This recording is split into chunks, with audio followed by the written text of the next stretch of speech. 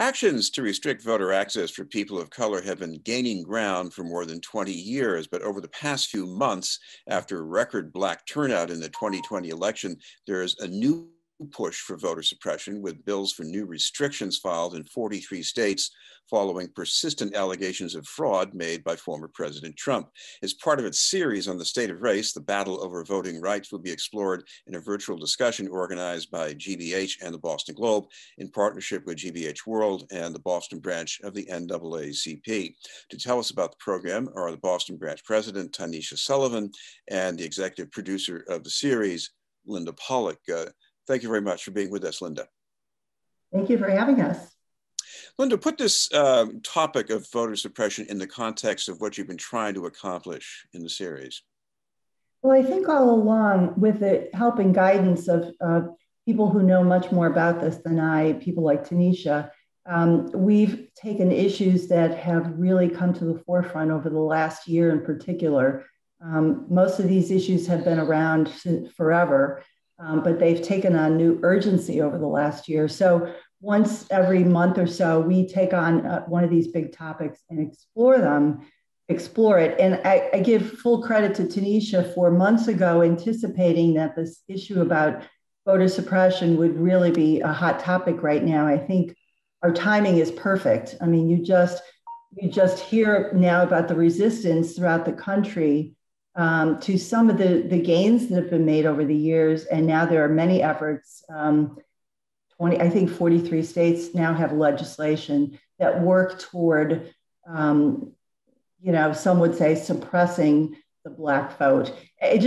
One thing that I learned from one of our panelists, Mirna Perez, who's with the Brennan Center for Justice, said you cannot look at all these individual efforts that are going on to change laws, to reverse policies, and think anything other than this is an effort to suppress the Black vote. On this situation, you're going to have some Republicans say, we just want to protect voter integrity. But we know now that all these things, what they have in common is they work toward keeping people from voting as opposed to enabling people to vote. We'd like to thank Tanisha Sullivan for joining us in the NAACP. Tanisha, there's a long history behind voter suppression going back at least to the 19th century. But if you look at what's going on over the past few months, put that into perspective. I mean, the scale and the intensity involved here, how serious is this? Oh, this is significant. And Chris, I don't want to, we cannot overstate this piece around from a historical standpoint. What we know is post-Reconstruction, during Reconstruction, one of the first attacks that came post-Reconstruction was on the right to vote for Black folks and finding ways to strip Black Americans from being able to exercise that vote, to strip Black Americans of their political power. And so here we are in 2021, and we are still in the same fight. And while we can certainly look at the federal level at HR 1 for the PEOPLE Act or the anticipated HR 4, hopefully the John Lewis Voting Rights Act, or we can look at, as Linda called out, and you did, the 43 states where there are voter suppression efforts currently underway. We have to look here at home. We have to look here at home across the Commonwealth. We too have voting rights legislation that will hopefully be taken up this session. There are, I believe, at least 3 bills that have been filed, including legislation filed by our Secretary of State, as well as the Votes Act filed by Senator Cream. And so we are pleased, certainly in this moment, that here in Massachusetts, we are not seeking to suppress the vote, but rather we are seeking to, quite frankly, I would say expand voting rights and access, and in many respects, hopefully seeking to lead on voting rights and access. So as folks here in Massachusetts think about this issue in this moment where there are voter suppression efforts underway, it's even more important for us as a Commonwealth to have our voices heard and saying, no, We want to make sure that we have free and fair elections for all eligible voters, and that we take away the barriers that would limit access to the ballot box. Linda, this topic is fraught with fake information and obscurantism. So what about the panel that you're planning for this discussion series? You've got some people who I think are pretty good at crunching the numbers and telling fact from fiction. Yeah, we always like to get somebody nationally, some top voice on this issue, and we've done that again. We have Mirna Perez from the Brenner Center for Justice, who is a leading activist and will be able to speak to all the different efforts underway throughout the country. Then we have Cheryl Clyburn Crawford from Mass Vote. Cheryl is also, I just found out she's a member of the esteemed Clyburn family, which I didn't know, and can speak to what's happening in Massachusetts. And then the issue of the media will be led by Greg Lee, who's recently come back to the Globe as a managing editor on the issue of hiring and community. So we'll talk about, the big lie, which we know now is a big lie. There was no proof that there was any voter fraud, and yet throughout the country, people are using that to try to enact legislation to take us backwards. So I think the media is culpable in this, and for the first time in this series, we will actually bring in the media and what their role may have been and continues to be. Absolutely. I want to add, of course, in full disclosure, Cheryl Clyburn Crawford is also the first vice president of the NAACP Boston branch. So she will be bringing that perspective as well. So we're super excited about that. Tanisha, I want to ask you about a mass vote analysis of the past election in Massachusetts. Sure. And they sort of debunked one of the notions about mail-in voting as being a magnet for people of color, because what they found, it was a magnet for suburban voters who made more money than most of us. So what does that mean? Look, this discussion has become so polarized and racialized. It goes to your former point, right? So polarized and racialized that it has become very difficult to discern fact from fiction.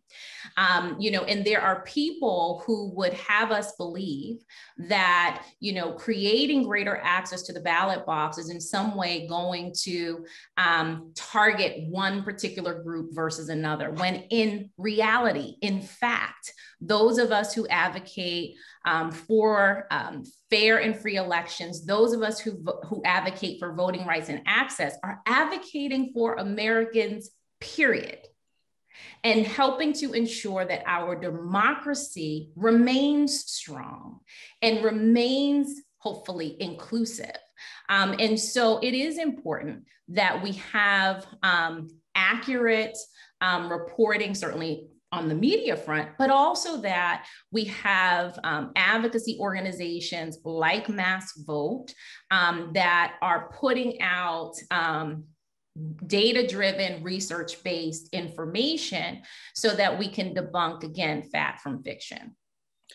Chris, this is probably going to be one of the more controversial shows that we've produced. This is our 5th one in the series, and people feel they're very passionate about this in different ways.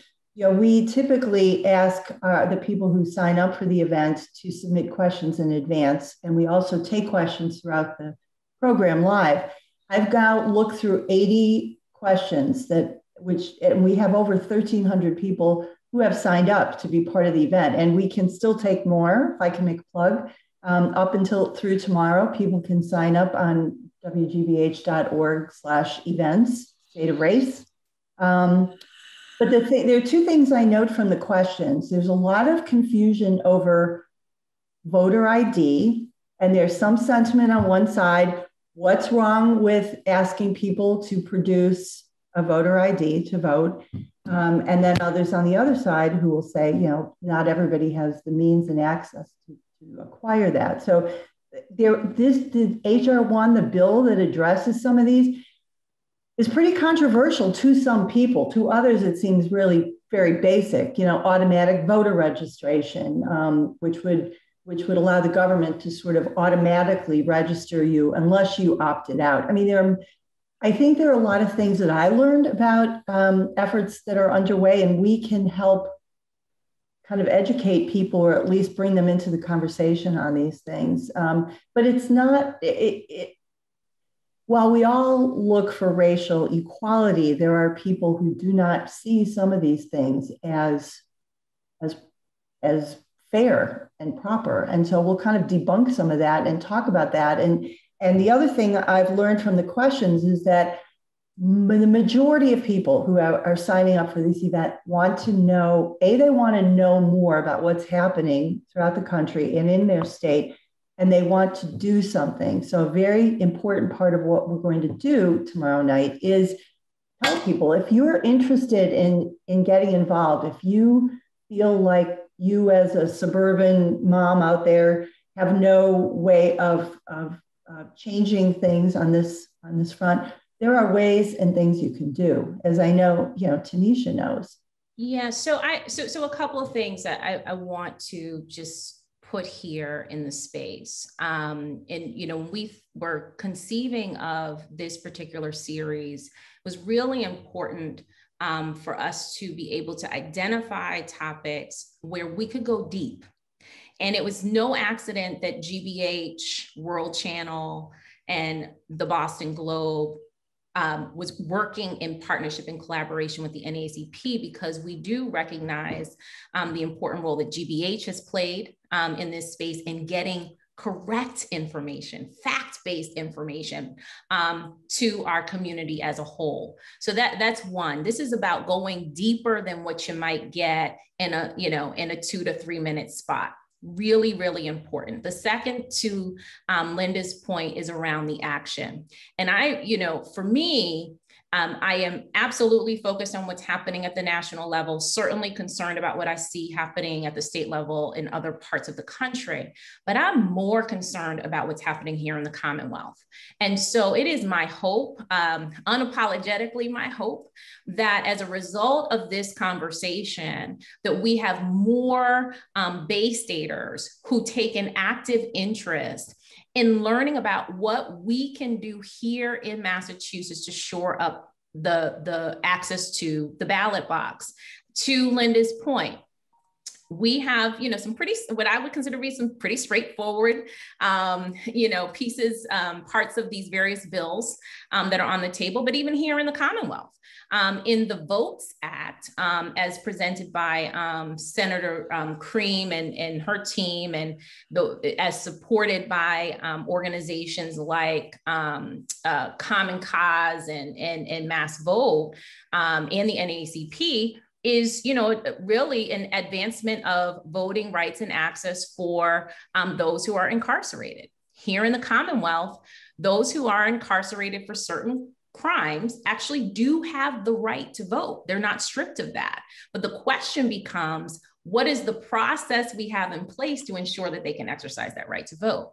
I fully anticipate that will be a point of great debate here in the Commonwealth, and so we have to be prepared, again, as we're watching what's happening in other parts of the country, what's happening at the federal level. We have to be prepared as a Commonwealth and as Bay Staters to have some honest, rigorous debate here about what we want to advance when it comes to our democracy. Finally, Linda, I know you mentioned something about people being able to submit questions for this event, but we should let our viewers know when this is happening and where they can find it. It's tomorrow night from 7:30 to 8:30 p.m. Again, you can sign up to be part of the event through the WGBH website, but you can also watch it on the GBH Facebook page, on the GBH YouTube page. And if you were part of the actual event, if you sign up, you will be able to submit questions through the event, also on Facebook. So we're looking to engage the audience on this. I think there'll be a lot of really good questions. I'd like to thank you both very much for taking the time to join us.